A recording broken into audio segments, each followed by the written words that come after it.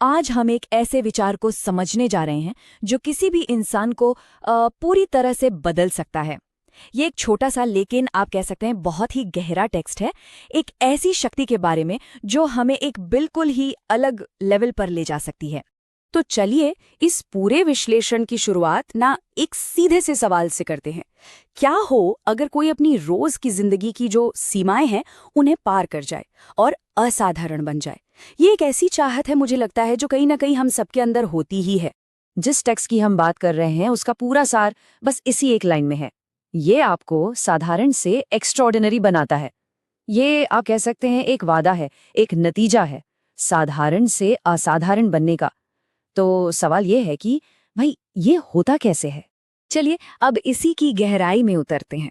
इस बदलाव के पीछे आखिर कौन सी ताकत काम कर रही है? वो क्या चीज है जो इतना बड़ा, इतना अविश्वसनीय बदलाव ला सकती है? हमारा जो सोर्स है वो एक खास, कह सकते हैं, एक कैटलिस्ट की ओर इशारा करता है, एक ऐसी शक्ति जो इस पूरे बदलाव की नींव रखती है। और याद रखें, ये कोई बाहरी बदलाव नहीं है, ये एक बहुत ही गहरा अंदरूनी बदलाव है।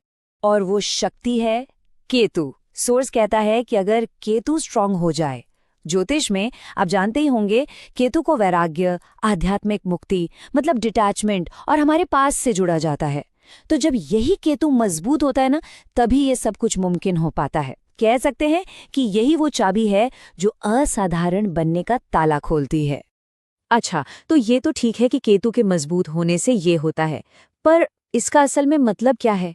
ये हमारे अंदर ऐसा क्या बदल देता है? जवाब है डर और मोह से आज़ादी। ये वो दो सबसे बड़ी बाधाएं हैं जो हमें साधारण बनाए रखती हैं। यहाँ देखिए, ये जो फर्क है ना वो बिल्कुल साफ है। एक तरफ है साधारण जिंदगी जो डर और मोह की जंजीरों में जकड़ी हुई है, और दूसरी तरफ है वो असाधारण अवस्था जहां ना तो कोई डर है और न ही किसी चीज का मोह। तो सबसे पहले डर की बात करते हैं। सोर्स कहता है ना किसी का डर, मतलब हर तरह के डर से पूरी तरह से आजादी। जरा सोचकर देखिए एक बार, एक ऐसी जिंदगी जहां किसी भी चीज का या किसी भी इंसान का कोई डर ही नहीं है। और इस बदलाव की दूसरी और उतनी ही जरूरी शर्त है ना किसी चीज का मोह। और ये सिर्फ पैसों या चीजों का मोह नहीं है, ये रिश्तों, विचारों, यहाँ तक कि अपनी खुद की पहचान से जो हमारा जुड़ाव होता है उसे भी छोड़ने की बात है। तो सोचिए, जब डर और मोह ये दोनों ही चले गए तो फिर इंसान कैसा बन जाता है? उसकी नई पहचान क्या होती है? अब हम इस सफर के सबसे दिलचस्प हिस्से पर आ गए हैं। मतलब वो दो सबसे बड़ी भावनाएं जो हमारे ज्यादातर फैसलों को चलाती हैं, अगर वही खत्म हो जाएं, तो फिर फाइनल आउटकम क्या होता है? सोच का जवाब ना बहुत सीधा है लेकिन गहरा है। तो इंसान अलग हो जाता है। वो आम लोगों जैसा नहीं रहता। उसकी सोच, उसके काम करने का तरीका, उसका पूरा का पूरा अस्तित्व ही भीड़ से बिल्कुल अलग हो जाता है।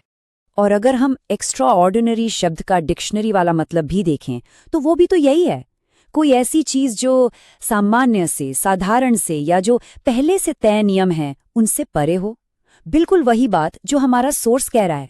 तो अब इस पूरी चर्चा को एक गहरे सवाल के साथ खत्म करते हैं, एक ऐसा सवाल जो वाकई सोचने पर मजबूर कर दे।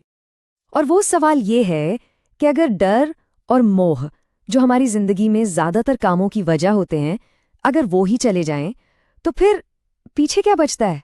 वो कौन सी शक्ति है जो फिर उस इंसान को चलाती है? ये सोचने वाला सवाल है।